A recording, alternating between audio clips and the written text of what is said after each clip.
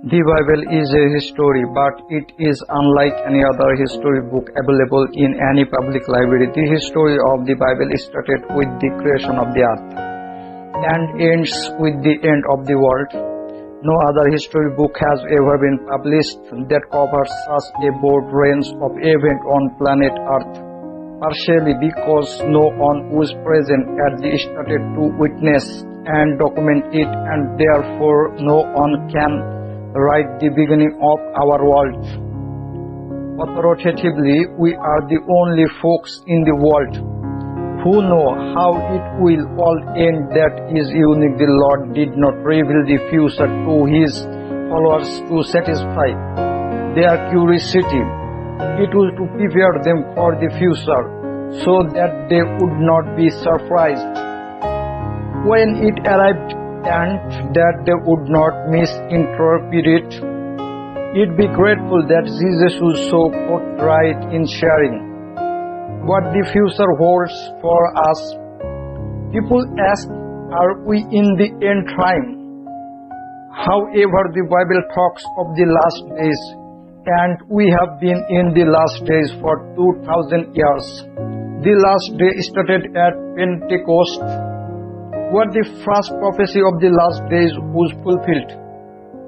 Every Christian generation should live to be ready for the Lord's return. The Bible is a book full of predictions. Its pages contains 735 predictions about the future. A prediction can be found in 1/4 of the Bible's chapters, from beginning to end.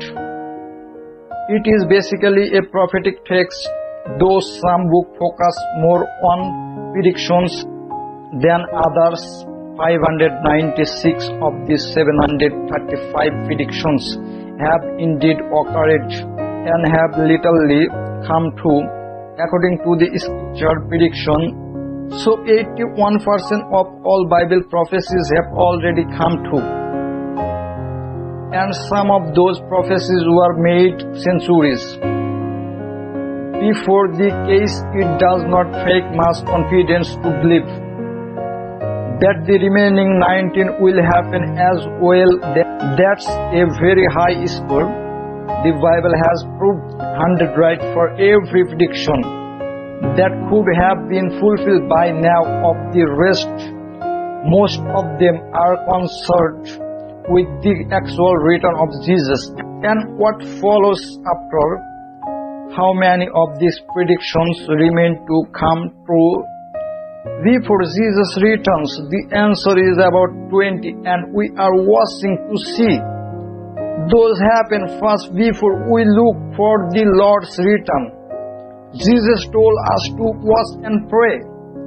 What do we watch? We cannot stand still and watch the cloud to wait for Him to appear. That is not what He meant. He meant keep an eye on what's going on in the world and see what sign I gave you to help you prepare. Signal are this sign. So let's look at Matthew chapter 24, where the disciple asked Him, what will be this sign or signal of our return? What would we do if we do not know when it's going to happen? To their inquiry, Jesus gave a direct and unambiguous answer. We can thank God that they responded in such a straightforward manner. In the book of Revelation, He gives a much more detailed and comprehensive response. But here He gives a rundown of the signs that will precede His arrival. The disciple approached Jesus secretly as He was seated on the Mount of Olives. Matthew 24 verse 3 and 36. Later, Jesus sat on the Mount of Olives. His disciples came to Him privately and said, tell us, when will this all happen? What sign will signal your return and the end of the world? Jesus told them, don't let anyone mislead you, for many will come in my name, claiming, I am the Messiah. They will deceive many, and you will hear of wars and threat of wars. But don't panic. Yes, this thing must take place. But the end won't follow immediately. Nation will go to war against nation, and kingdom against kingdom. There will be famines and earthquakes in many parts of the world. But all this is only the first of the birth pains, with more to come. Then you will be arrested, persecuted, and killed. You will be hated all over the world because you are followers, and many will turn away from me and betray and hate each other. And many false prophets will appear and deceive. Many people's sin will be rampant everywhere, and the love of many will grow cold. But the one who endures to the end will be saved, and the good news of the kingdom will be preached throughout the whole world, so that all nations will hear it. And then the end will come. The day is coming when you will see what Daniel the prophet spoke about, the sacrilegious object that causes desecration standing in the holy place. Reader, pay attention. Then those in Judah must flee to the hills. A person out on the deck of a roof must not go down into the house to pack. A person out in the field must not return even to get a coat. How terrible it will be for pregnant women and for nursing mothers in those days, and pray that your flight will not be in the winter or on the Sabbath, for there will be greater anguish than at any time since the world began, and it will never be so great again. In fact, unless the time of calamity is shortened, not a single person will survive, but it will be shortened for the sake of God's chosen ones. Then if anyone tells you, look, here is the Messiah, or there he is, don't believe it, for false messiahs and false prophets will rise up and perform great signs and wonders, so as to deceive, if possible, even God's chosen ones. See, I have warned you about this ahead of time. So if someone tells you, look, the Messiah is out in the desert, don't bother to go and look, he is hiding here. Don't believe it, for as the lightning flashes in the east and shines to the west, so it will be when the Son of Man comes.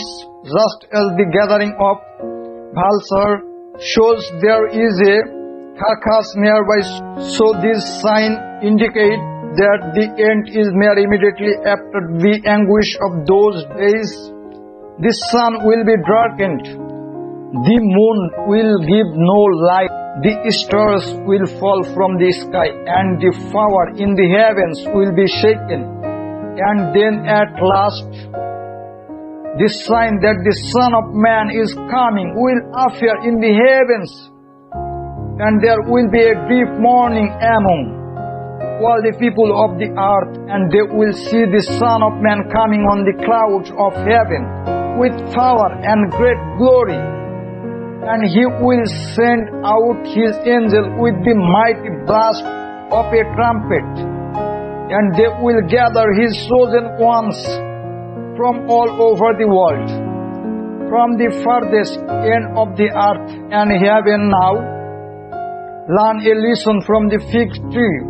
When its branches bud and its leaves begin to sprout, you know that summer is near. In the same way, when you see all these things, you can know his return is very near, right at the door. I tell you the truth, this generation will not pass from the sin until all these things take place. Heaven and earth will disappear, but my words will never disappear. However, no one knows that day or hour when this thing will happen, not even the angel in heaven or the Son himself.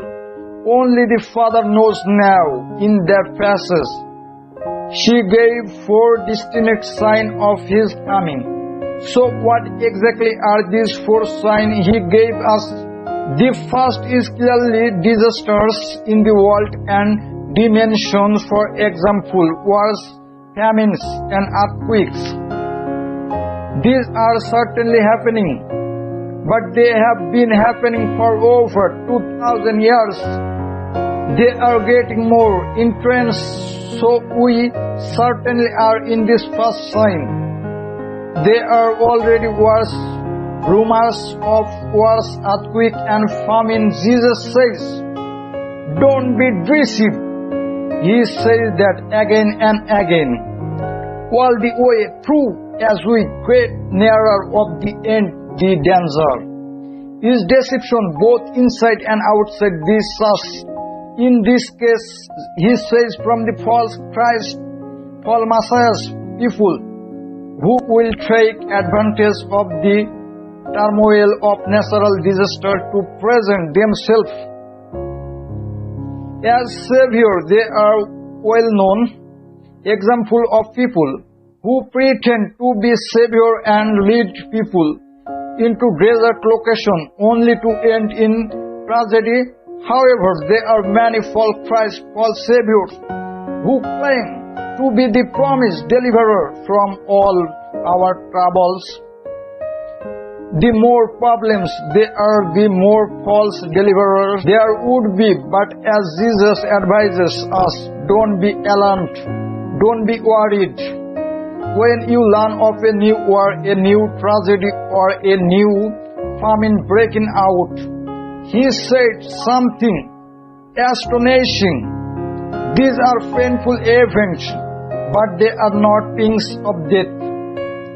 They are but pains. So when you read of disaster in the media, these are the pains that mean something new is about to be born. This should completely change our attitude. We know what the world is coming to. We should not be alarmed or dismayed, not as worried, as the world will be about these things. Disaster in the world are the pain of birth in a new world that is to be born. Therefore, we are very different. We have sympathy for those who are suffering disaster, and hopefully we express it and help. But in our hearts, we are not alarmed. We are hopeful. We are looking for a new birth of a new world, and therefore we are not dismayed or distressed by all problem in the world. In short, Jesus' advice to us would be not to panic, not to be disturbed, but even to rejoice and say these are all sign of something new happening. The second sign of his coming is not in the world, but in this us. Not the world is the second sign of his coming. The first warning is disasters around the world, is the second is changes in this us.